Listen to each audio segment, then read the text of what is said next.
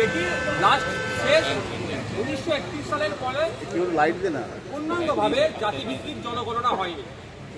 2011 সালে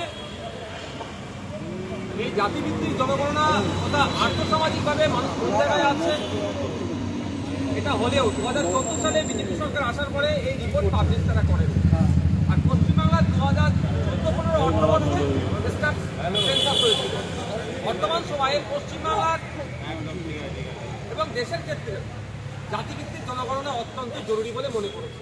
সেই জন্য পশ্চিমবাংলা সরকারের ভারপ্রাপ্ত মন্ত্রী মহাশয়ের কাছে আমি উল্লেখ করবে তাকে আবেদন রেখেছি যে অবিলম্বে জাতিভিত্তিক জনগণনা করা হবে। এই জাতিভিত্তিক জনগণনা করতে গিয়ে আমরা না করার ফলে আমরা যেটা দেখছি, জনজাতি উপজাতি থেকে শুরু করে অনগ্রসর হিন্দু এবং সংখ্যালঘু মুসলিমদের অর্থনৈতিক অবস্থান কোন জায়গায় আছে, তারা আর্থসামাজিকভাবে কোন জায়গায় আছে, চাকরির ক্ষেত্রে তারা কোন জায়গাতে আছে, বিভিন্ন স্তরে তারা কোন জায়গাতে আছে, তাদের লাইফ স্টাইলটা কোন জায়গায় দাঁড়িয়েছে সেটা সঠিক মূল্যায়ন করতে পারছি না আমরা। মন্ডল কমিশন 1980 সালের এবং সাচার কমিশনের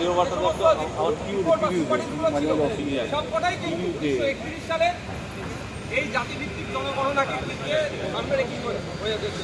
প্রায় 100 বছর হতে চলেছে, এখনো যদি জাতিভিত্তিক জনগণনা না হয় পশ্চিমবাংলা সহ দেশের মানুষ কোন পর্যায়ে আছে আমরা জানতে পারছি না। ইতিপূর্বে বিহার, আন্ধ্রপ্রদেশ এবং কর্ণাটকা স্টেট তারা স্ব উদ্যোগে জাতিভিত্তিক জনগণনা করেছে। পশ্চিমবাংলা সরকার দেশের